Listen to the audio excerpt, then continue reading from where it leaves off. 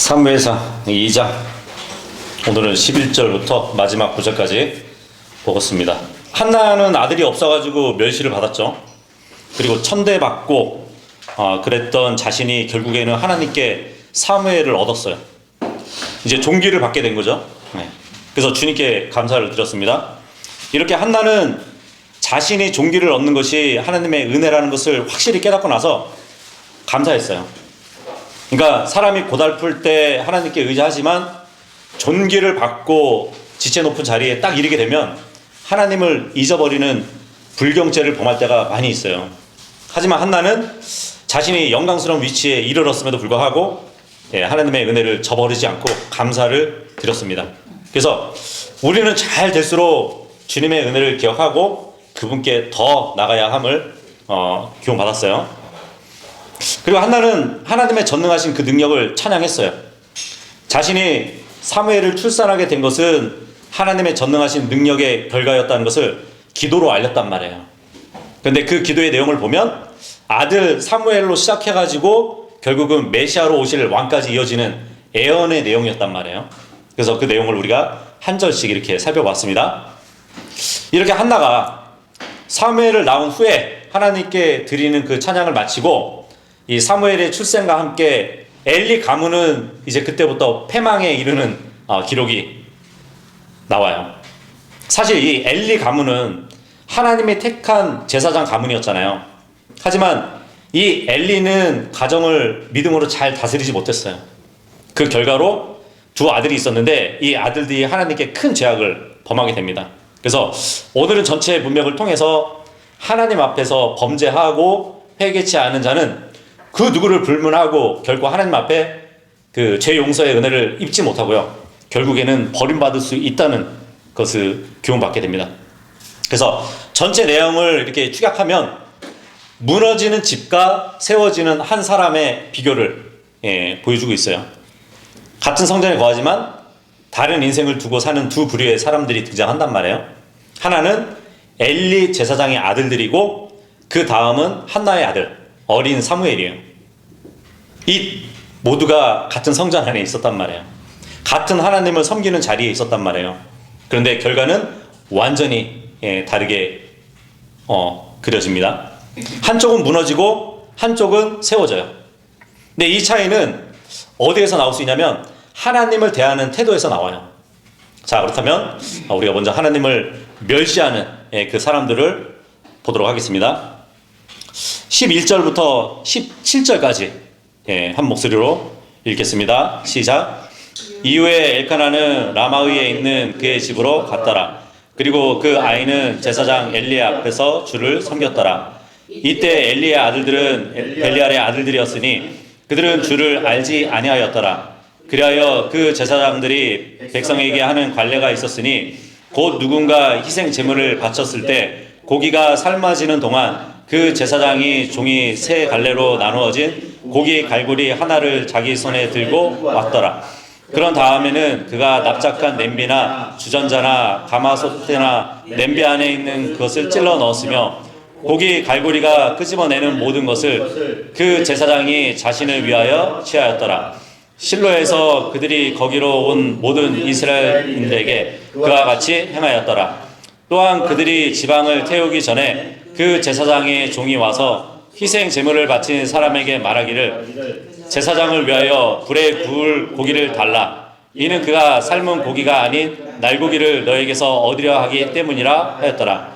그러다가 만일 어떤 사람이 그에게 말하기를 그들로 하여금 지방을 태우는 것을 바로 그만두게 하지 마소서. 태운 다음에 당신의 혼에 희망하는 만큼 취하소서 한다면 그때는 그가 그에게 대답하기를 아니라 다만 너는 그것을 지금 나에게 달라. 그리고 만일 그렇게 하지 않는다면 나는 그것을 강제로 가져가겠노라 하였더라. 이러한 이유로 주 앞에 그 청년들의 죄가 아주 막심하였더라.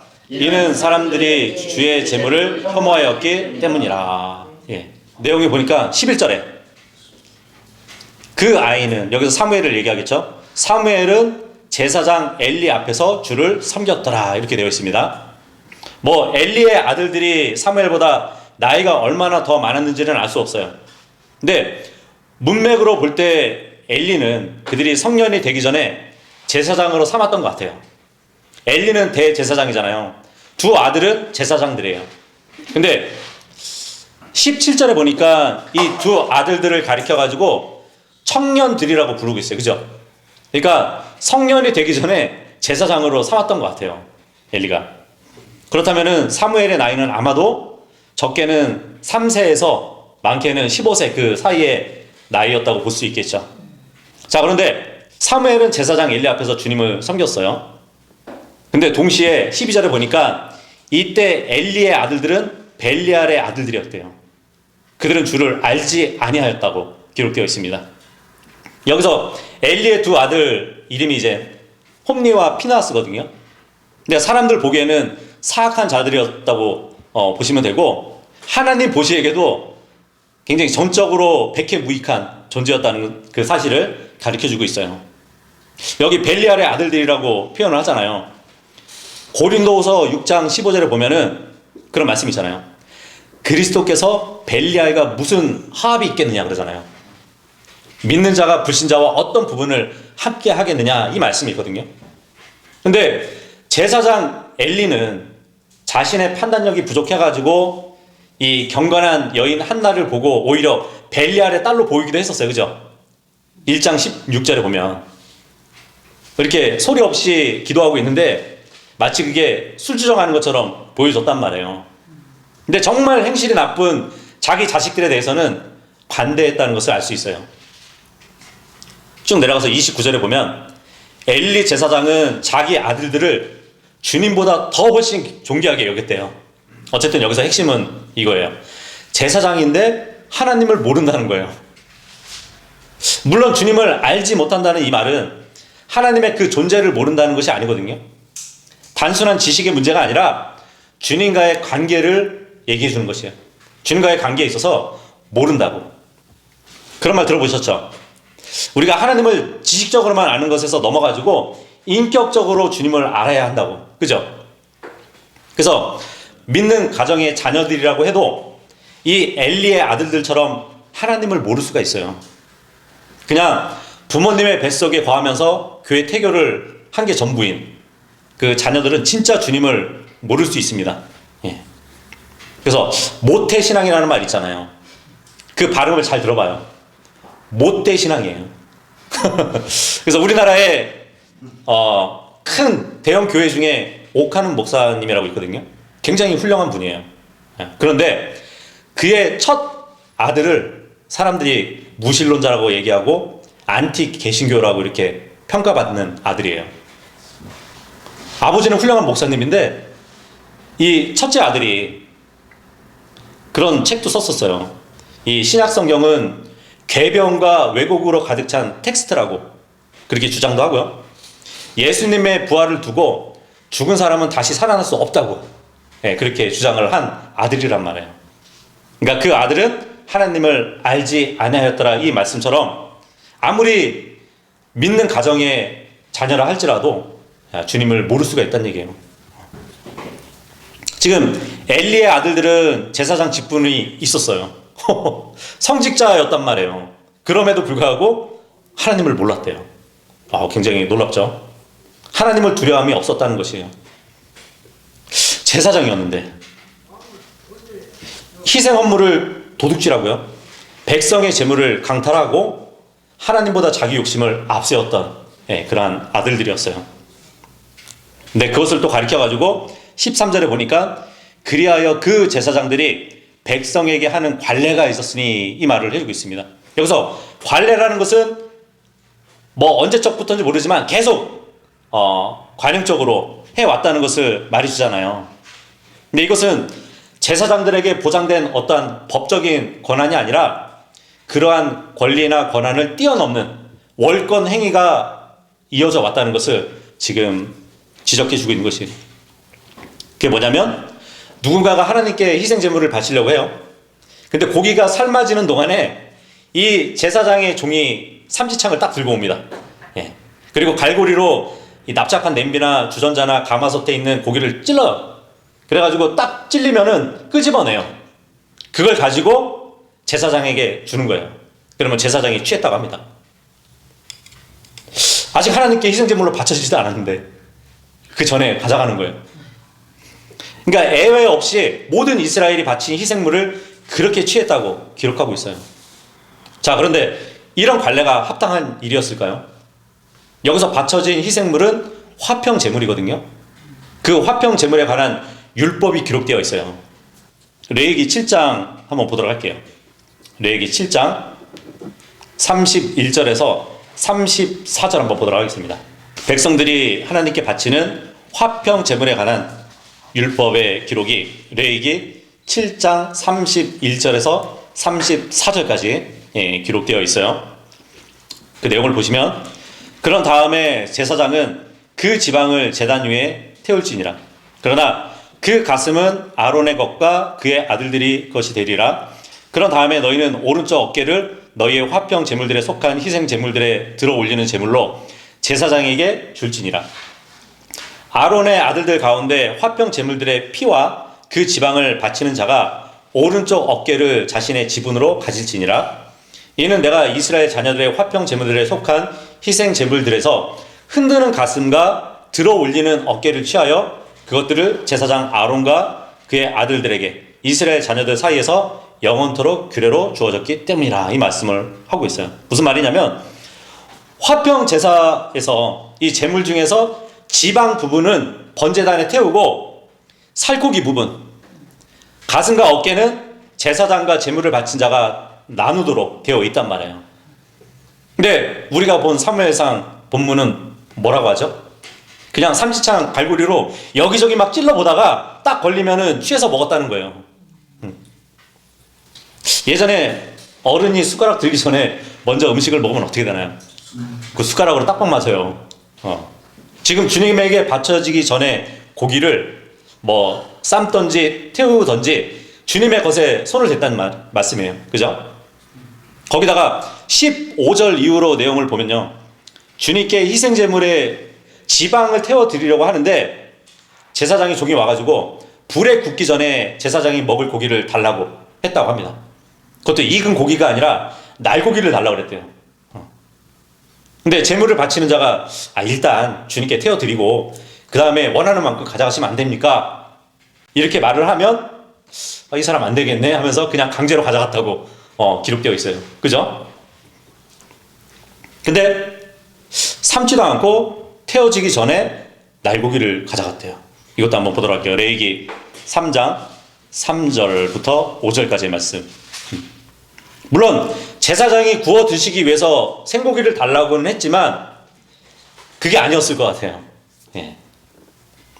레위기 3장 3절에서 5절의 말씀 보면, 그리고 나서 그는 화평 제물에 속한 희생 제물에서 불로써 드려지는 제물을 주께 바칠지니라. 내장들을 덮는 지방과 내장들에 붙은 지방 전체와 두 콩팥과 그것들 위에 붙어 있으며 옆구리 살들 곁에 있는 지방과 간의 상부에 있는 얇은 막, 그것을 그는 콩팥들과 더불어 떼어낼지니라. 그런 다음에 아론의 아들들은 그것을 제단 위에 있는 번제 희생 제물 위, 곧 불 위에 있는 장작 상단에서 그것을 태울지니라. 그것이 불로써 드려지는 제물이자 주님께 감미로운 향기에 속하느니라 그러거든요. 그러니까 고기 중에서도 지방을 태워 주님께 드리면 주님께는 그것이 감미로운 향기가 된대요. 그런데 제사장은 지금 태우기 전에 가져오라고 했단 말이에요. 그죠? 15절에 보니까 삶은 고기가 아닌 날고기를 너에게서 얻으려 하기 때문이라고 그러거든요. 이 말은 따로 가져가서 삶든지 구워 먹든지 한다는 말은 아니에요. 비록 제사장이 따로 구워 먹을 거라고는 얘기했지만 날것으로 먹으려고 했던 그런 일 같습니다. 레위기 7장 한번 또 보도록 할게요. 레위기 7장 22절부터 27절까지 보시면, 레위기 7장 22절부터 보시면, 그리고 주께서 모세에게 이같이 일러 말씀하셨느니라. 이스라엘 자녀들에게 이같이 일러 말하라. 너희는 소의 것이나 양의 것이나 염소의 것이나 어떤 부류의 지방도 먹지 말지니라. 그죠? 지방은 먹지 말래요. 왜요? 하나님이 감미롭게 흠양하시는 부위이기 때문에. 24절을 보시면 그리고 저절로 죽은 짐승의 지방과 짐승들에게 찢긴 것의 지방은 여타의 용도로 쓰일 수 있느니라. 그러나 너는 절대 그것을 먹지 말지니라. 이는 누구든지 짐승의 지방 곧 불로써 드려지는 제물로 사람들이 주께 바친 것의 지방을 먹는 자 바로 그것을 먹는 그 혼은 그의 백성에게서 끊어질 것이기 때문이라. 자, 그런데 오늘 본문에 보니까 하나님의 소유의 지방뿐만 아니라 고기를 날 것으로 다루는 것을 또 경고하세요. 26절에 보시면 이뿐만 아니라 너희는 너희 거주자들의 어느 곳에서든지 어떤 부리의 피도 먹지 말지니 그것이 날 짐승의 것이든지 그리하라.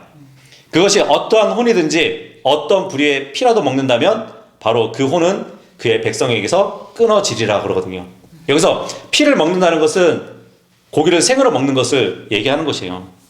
이렇게 보면은 육회를 먹는 일은 금지였다고 또 볼 수 있겠죠. 그죠? 물론 제사장의 종이 이렇게 고기를 가져가서 제사장에게 준단 말이에요. 그러면 그 교사죄는 누구에게 있는 것일까요? 제사장에게 있는 것이에요. 근데 보니까 대제사장인 엘리라고 보여지진 않고 그의 아들들 홈니와 피네하스 이렇게 볼 수 있을 것 같아요. 생각해 보세요. 이런 두 제사장이 있는 지금까지 관례를 행했던 이들과 함께 있는 게 누구냐면 사무엘이었어요. 그러니까 사무엘의 부모 엘카나와 한나는요 엘리와 두 아들 홈니와 피나하스 밑에서 사무엘이 처할 환경을 분명히 알고 있었을 것이에요. 그죠? 매우 염려가 됐겠죠. 그럼에도 이러한 악한 환경에서도 사무엘이 주님을 섬겼다는 이 사실을 성경에서 지금 기록해주고 있는 것이에요. 네. 그러니까 자신들의 식욕을 만족시키기 위해서 백성의 소유를 강탈했던 이들, 타락한 제사장들에 둘러싸여서 성장을 했던 사무엘을 보면 정말 주님의 인도하심 없이는 그들가 언제든지 휩쓸려 갈 수 있는 기회가 많았을 거란 말이에요. 그죠? 그래서 홈니와 피나하스는 하나님을 섬기는 이 자리가 자기들 이익을 채우는 수단이 되었단 말이에요. 그래서 이 죄의 본질은 하나님을 멸시하는 거예요. 그래서 본문에 말해주고 있는 것이에요. 2장 17절에 보면 이러한 이유로 주 앞에 그 청년들의 죄가 아주 막심하였더라. 왜 막심할까요? 그러니까 그들이 한 짓은 단순한 도덕적인 문제가 아니라 하나님을 멸시했기 때문이에요. 그러니까 죄의 뿌리는 항상 여기 있는 것이에요. 하나님을 가볍게 여기는 것. 자, 그러면 우리는 어떤가요? 신앙생활을 하고 있지만 혹시 하나님 없이 하고 있지 않나요? 형식은 있는데 중심이 없는 상태가 혹시 아닌가요? 그때가 가장 위험한 상태예요. 내가 아니라면 내 주변에 있는 가족들을 한번 돌아보시길 바랍니다. 엘리의 아들들과 다르게 이제 하나님 앞에서 신실한 가족들을 보도록 할게요. 18절에서 21절까지 읽겠습니다. 시작. 그러나 사무엘은 아이면서도 아마포 에봇을 두른 채 주 앞에서 섬겼더라. 이뿐만 아니라 그의 어머니는 그에게 작은 웃옷을 만들어 주었으니 그녀가 그녀의 남편과 더불어 매년 드리는 희생 제물을 바치러 올라갔을 때 그것을 해마다 그에게 가져갔더라. 그러자 엘리가 엘카나와 그의 아내를 축복하며 말하기를 주께서 이 여자를 통해 너에게 씨를 주사 그 빌려드린 것 곧 주께 빌려드린 것을 대신하게 하시기를 바라노라 하였더라. 그리고 나서 그들이 그들 자신의 집으로 갔더라. 그런즉 주께서 한나를 찾아오셨으니 그녀가 임신하여 세 아들들과 두 딸들을 낳았더라. 그리고 아이 사무엘은 주 앞에서 자랐더라. 여기 18절에도 또 한 번 사무엘은 주 앞에서 섬겼다고 말을 해주고 있습니다. 그죠? 어린 아이인데 에봇을 둘렀대요. 이 에봇은 제사장이 두르는 옷이거든요. 또 엘리의 아들들과 대조되는 장면이라고 볼 수 있겠죠. 그래서 주님 앞에서 사는 삶, 이것이 바로 사무엘의 그 어린 사무엘의 삶이었어요. 근데 중요한 것은 나이가 아니라 위치인 것이에요. 그래서 주 앞에서 이 표현이 반복되거든요. 사무엘은 주 앞에서 섬긴 것이에요. 그래서 그 사무엘의 헌신을 우리가 볼 수 있는데 이 아마포 에봇을 입고 어머니가 지어준 웃옷을 입고 조용히 주님을 섬겼어요. 한나는 아들 사무엘을 하나님께 바쳤죠. 근데 바치는 것으로 그치지 않고 해마다 아들에 대한 사랑을 또 나타내 주는 것을 볼 수 있습니다. 그죠? 이 엘카나와 한나는 아들만 면회하러 간 것이 아니었어요. 그죠? 기록에 보니까 우선순위가 있어요. 우선순위가 뭐냐면 매년 주님께 드리는 희생 제물이 먼저였고 그 다음에 사무엘을 만나는 그 일이었어요. 아들을 만나기 위해서 희생 제물을 바친 것이 아니라 주님께 희생 제물을 바치러 올라올 때 사무엘을 만났다는 것이에요. 그러니까 이 가정의 어른들이 이 아이 앞에서도 참된 그런 신앙의 모습을 보여주고 있는 것이죠. 그러니까 하나님의 경배가 우선되는 이러한 신앙은 너무 당연한 일상이었던 가족이었던 것이에요. 또 20절 보시면 엘리의 축복이 나오는데 서원을 바꾸지 않고 그 귀한 아들 사무엘을 하나님의 성소에 바친 엘카나와 한나 부부의 신실함에 감동해서 자발적으로 우러나온 축복의 말로 보입니다. 그러니까 사무엘을 낳고 나서 아이는 하나밖에 없으니까 하나님께 바쳤을 때는 자기 삶에는 아이가 없는 거잖아요. 그죠? 사실상 이 한나에게는 자기와 함께 생활할 자녀가 반드시 필요했을 거란 말이에요. 그래서 엘리는 주님께서 사무엘을 대신할 씨를 축복하고 있는 것이에요. 근데 그 축복의 결과가 어떻게 되었죠? 21절에 보니까 그런즉 주께서 한나를 찾아오셨으니, 그러니까 하나님은 자기를 향한 사람을 외면하지 않고 그 한나에게 세 아들들과 두 딸을 낳게 해주셨습니다. 이렇게 엘리의 아들들하고 지금 이 가족하고 비교가 되죠. 자, 이제 우리는 경고를 무시한 완고한 마음을 가진 엘리의 집안을 다시 한번 보도록 하겠습니다. 22절에서 25절까지 시작. 이제 엘리가 매우 늙었는데 그의 아들들이 온 이스라엘을 행한 모든 것을 들었으니 회중의 성막문에서 회동한 여자들과 그들이 어떻게 동침하였는지를 들었더라. 그리하여 그가 그들에게 이같이 말하였더라. 어찌하여 너희가 그런 짓을 하느냐? 이는 내가 이 모든 백성을 통하여 너희의 악한 처신들을 듣기 때문이라. 내 아들들아, 아니 되느니라. 이는 내가 듣는 것이 좋은 보고가 아니기 때문이라. 너희는 주의 백성으로 하여금 불법을 행하게 하는도다.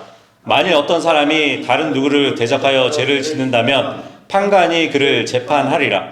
그러나 만일 사람이 주를 대적하여 죄를 짓는다면 누가 그를 위하여 간청하겠느냐? 그럼에도 불구하고 그들이 자신들의 아버지의 음성에 경청하지 아니하였으니 주께서 그들을 살해하려 하신 까닭이라. 여기 22절에 보니까 엘리가 매우 늙었대요. 그러니까 젊은 아들들하고 이제 상대가 되지 않겠죠. 예전처럼.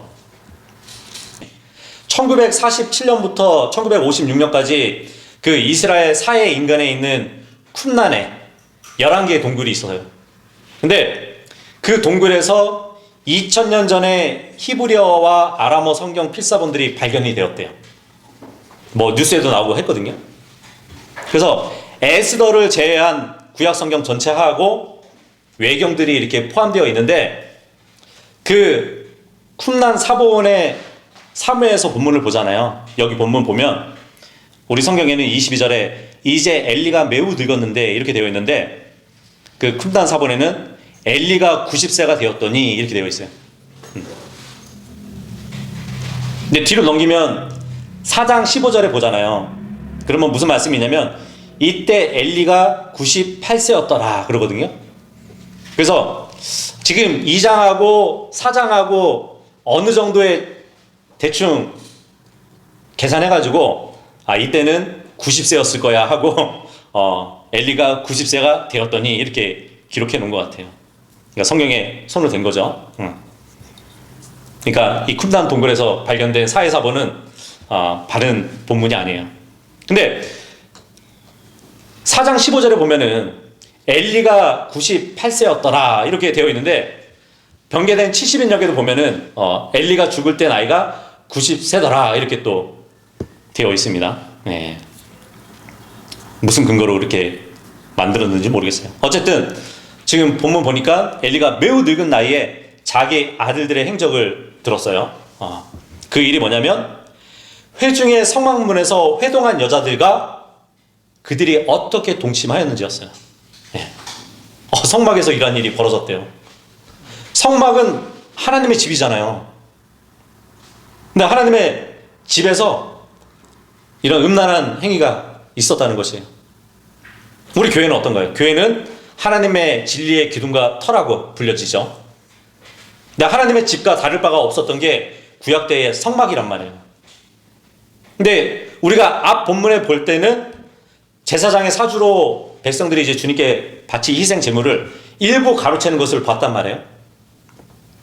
이것을 또 보면은 마치 그것 같아요. 신약시대 보면은 사도 바울이 교회에서 사역을 하기 위해서 자신을 지원해주는 물질을 가리켜가지고 하나님께서 받으실 만한 희생 제물이라고 표현을 했거든요.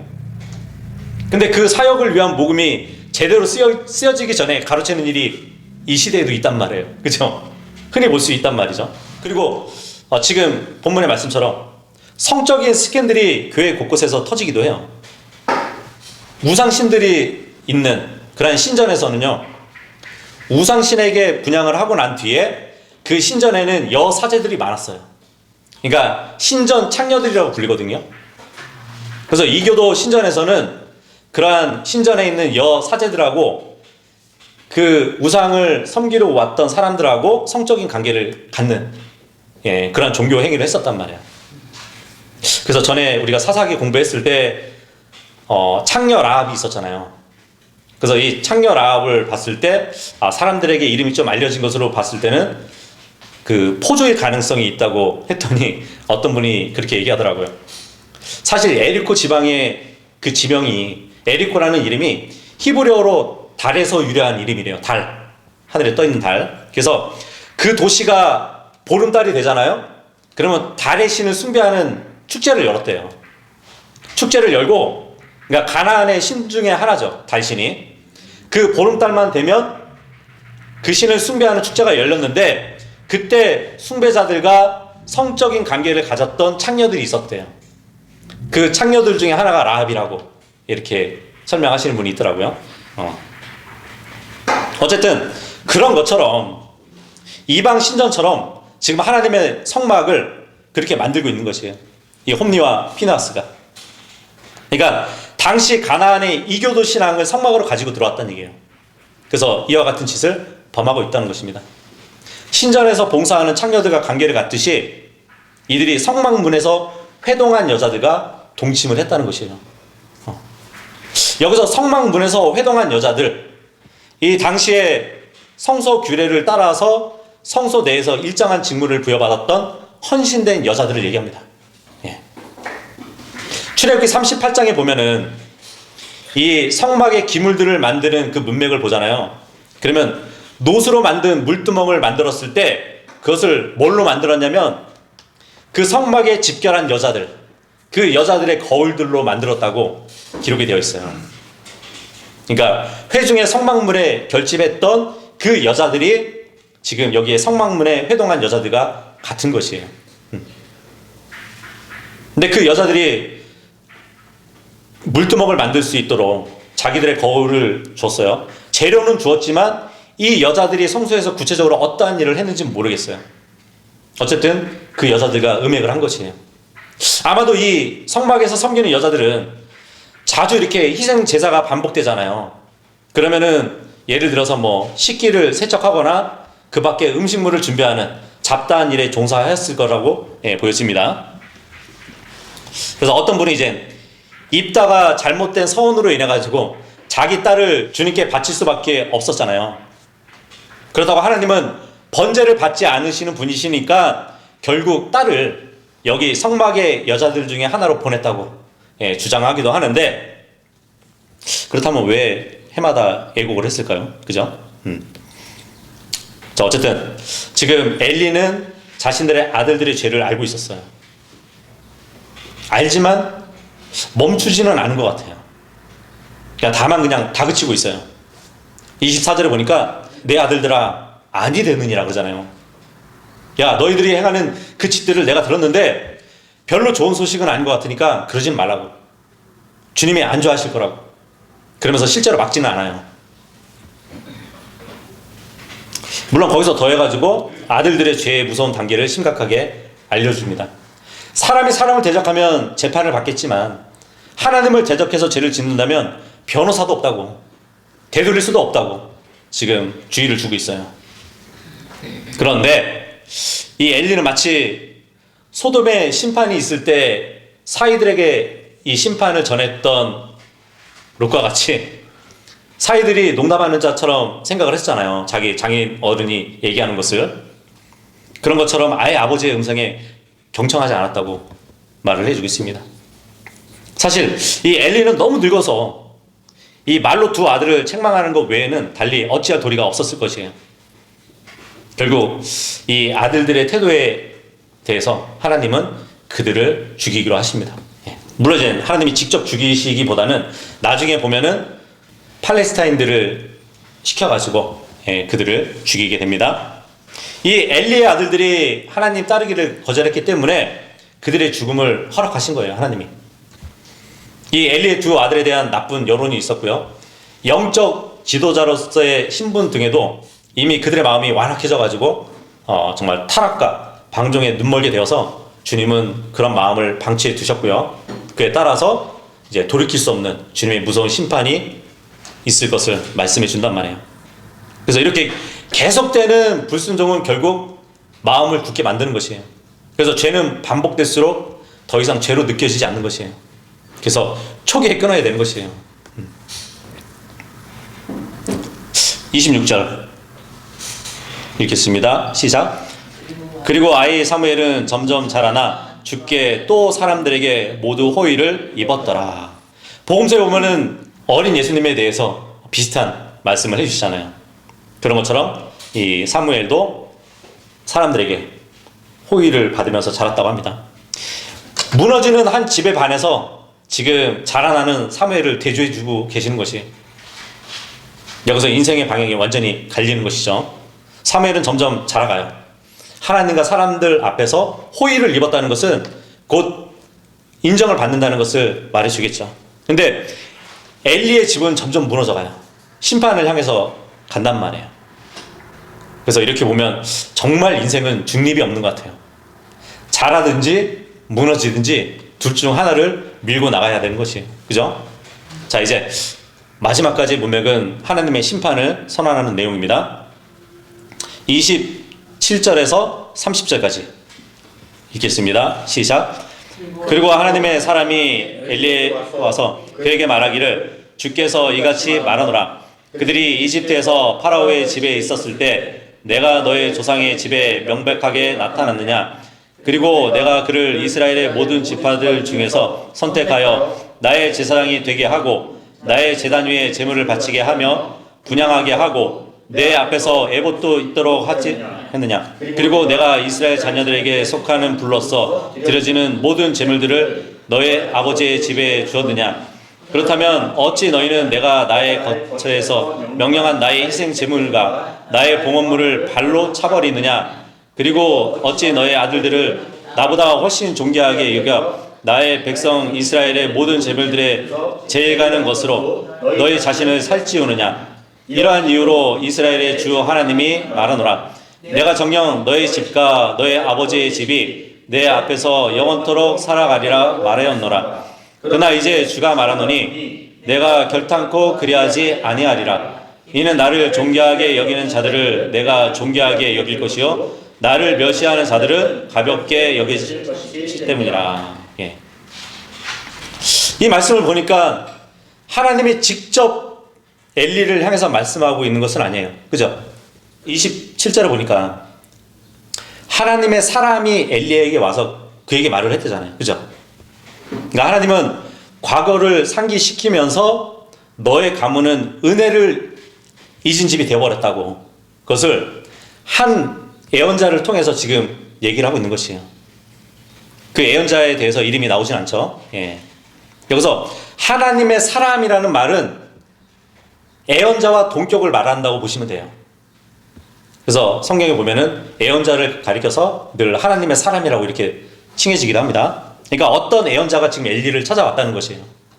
그러면서 이집트 파라오의 집에 있었을 때, 그렇죠, 엘리의 뿌리이면서 조상 가문이 아론의 집이잖아요. 이 아론의 집도 파라오의 통치하에 이집트에서 종노릇하고 있었어요. 그런 비참한 때를 말해주고 있습니다. 내가 너의 조상의 집에 명백하게 나타났냐 이렇게 얘기하죠. 그러니까 엘리 가문에 속한 레위 지파, 그 중에서도 특히 제사장의 직분을 위임받은 아론의 가문에 주님이 나타나셨다고 얘기를 하고 있습니다.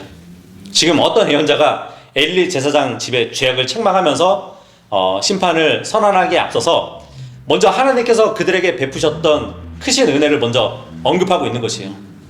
그러니까 그 은혜는 두 가지인데, 하나는 엘리 가문의 조상 아론의 일가가 이집트의 파라오의 치하에서 고통을 당하고 있었을 때 하나님께서 그들에게 나타나셨다는 그 사실. 그래서 출애굽기 4장 27절에 보면은 하나님이 아론에게 나타나셔가지고 이스라엘을 구출할 자가 너 동생 모세라고 그 모세를 만나게 해주셨잖아요. 그죠? 그 두 번째 은혜는 뭐냐면 하나님께서 이 가문을 이스라엘 백성과 함께 구출해 주셨을 뿐만 아니라 유월절 규례를 준비시켜 주셔가지고 장차 제사장 가문으로 삼았다는 것이에요. 특히 이제 이스라엘 백성이 금송아지 사건 때 하나님 편에 섰던 게 레위 지파였잖아요. 그래서 그 레위 지파에게 장자권을 하나님이 주셨거든요.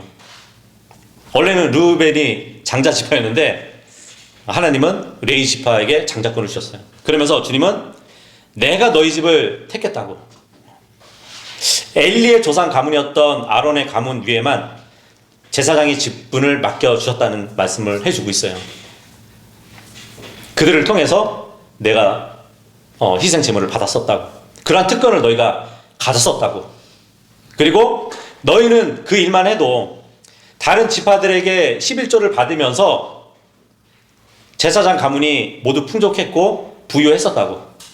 하지만 너희는 은혜를 이용해 버렸다는 것을 말씀해 주고 있어요. 그래서 하나님은 자신의 공의를 지금 내세우고 있는 것이에요. 30절에 보시면 이는 나를 존귀하게 여기는 자는 내가 존귀하게 여길 것이요 나를 멸시하는 자들은 가볍게 여겨질 것이기 때문이라. 이것은 이제 영적인 법칙이라고 볼 수 있겠죠. 주님을 가볍게 여긴 엘리 제사장 가문의 몰락은 지금 30절의 내용처럼 힘이 끊어지고 후손이 약해지고 결국 끊어진다고 기록을 해주고 있습니다. 그러니까 하나님의 없는 특권은 오래가지 않는다는 것이에요. 31절에서 36절까지 읽겠습니다. 시작.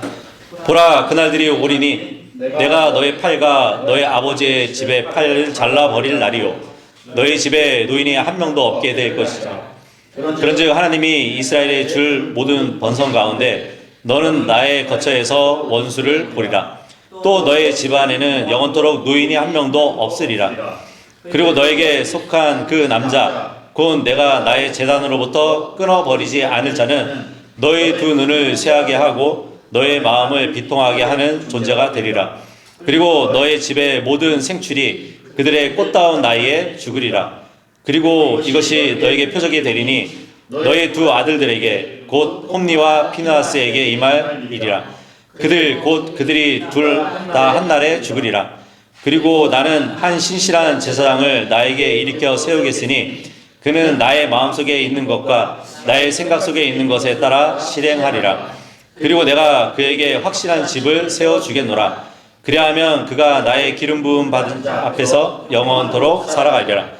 그리고 이러한 일이 있으리니 너희 집에 남겨진 모든 자마다 그에게 와서 은화 한 개와 빵 한 입을 위하여 급순거리며 말하기를 제가 당신께 간구하오니 저로 하여금 빵 한 조각을 먹을 수 있도록 제 제사장 하나를 저를 넣었습니다. 여기 제사장 가문의 몰락을 말씀해 주고 있어요. 그러니까 주님은 신실한 제사장을 세워줄 것을 또 약속을 하고 있습니다. 여기 31절에 보면 너희 집에 노인이 한 명도 없게 될 날이 있을 거래요. 32절에도 보면 너희 집에는 영원토록 노인이 한 명도 없을 거래요. 이게 무슨 말일까요? 1차적으로는 노인이 될 정도로 장수를 주지 않는다는 얘기. 일찍 사람들을 단명시켜 버린다는 얘기예요. 성경에 보면 이제 백발 장수는 하나님의 복과 지혜의 상징으로 여겼었단 말이에요. 네, 노인이 없다는 것은 모든 가문의 대가 끊기는 그러한 재앙이 반복될 것을 말씀해 주고 있는 것이에요. 굉장히 무서운 저주죠. 그리고 또 이스라엘 사회에서는 노인 하면은 단순히 나이가 많은 사람을 가리키기보다는 공동체의 어떤 의사 결정을 돕고요, 신앙의 전통을 전수하는 지도자 역할을 하는 그런 상담자를 의미한단 말이에요.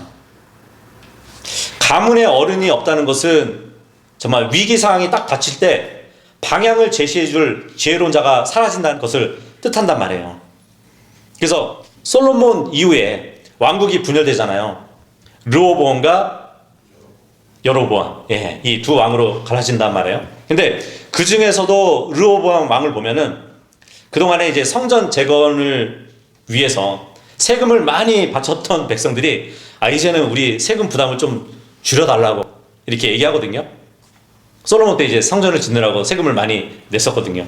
근데 그 아들이 왕이 되었을 때 그 세금을 좀 줄여달라고 요구를 했을 때 르호보암은 이제 노인들의 조언을 따르지 않아요. 오히려 자기와 함께 자랐던 젊은이들의 말을 듣고 나서 백성들의 요구를 물리쳐 버린단 말이에요. 전보다 더 무거운 세금을 내도록 한다고. 근데 그 결과로 어떻게 됐냐면 10지파가 이제 르호보암에게 충성을 맹세했다가 그 말을 듣고 포기해버려요. 그리고 자기 집으로 각자 돌아가 버리게 됩니다. 그러니까 노인의 조언을 따라야 돼요. 노인들은 삶의 지혜가 있잖아요. 연수가 그냥 있는 게 아니잖아요. 근데 그 노인들의 조언을 따르지 않고 젊은이들의 말을 따르는 바람에 그렇게 된 것이에요. 그러니까 르호보암은 솔로몬의 고문들이었던 노인들의 충고를 등한시한 거잖아요. 자, 그런데 오늘 본문을 보니까 그런 경험이 많은 지혜자들, 노인들이 없도록 하신다는 말씀을 합니다. 근데 정말 그 예언이 성취돼요. 여기 32절에 보면 너는 나의 거처에서 원수를 보리라 이렇게 말씀을 하잖아요. 근데 이 원수를 사울 왕으로 볼 수 있거든요. 그 사울 왕이 엘리의 증송자 하이멜렉을 포함한 제사장 85명을 한날에 다 죽여버려요. 사무엘상 22장에 보면.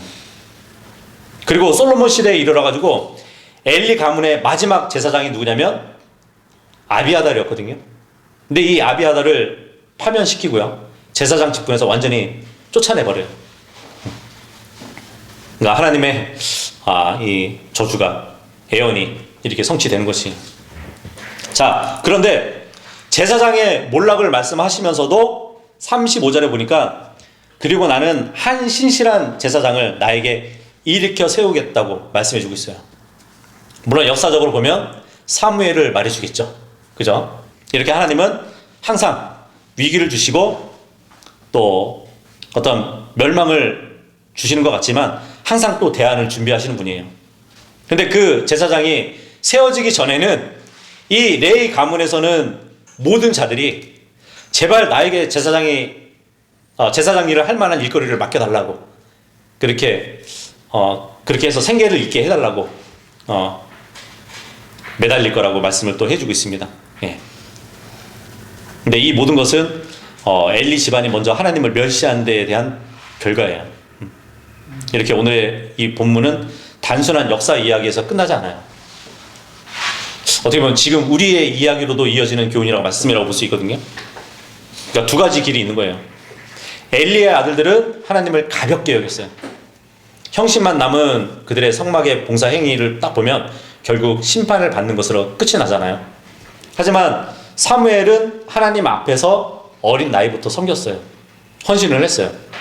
그러면서 점점 영적으로 세워져가는 복을 받았단 말이에요. 그래서 하나님은 공평하세요. 그분을 존귀하게 여기는 자를 높여주시고요, 그분을 가볍게 여기는 자를 낮추신대요. 지금 우리는 어떤 길에 있는지 한번 생각해 보세요. 그리고 오늘도 사람 앞에서가 아니라 하나님 앞에서 좀 더 내가 작아 보여도 주님은 커 보이는 그러한 그러한 삶을 살아가기를 바라겠습니다. 그러한 삶이 결국 우리가 신앙생활에 있어서 세워지는 그러한 인생이라고 보시면 됩니다. 그래서 오늘 이러한 교훈을 또 우리가 살펴봤습니다. 예, 다음에 3장 보도록 하겠습니다.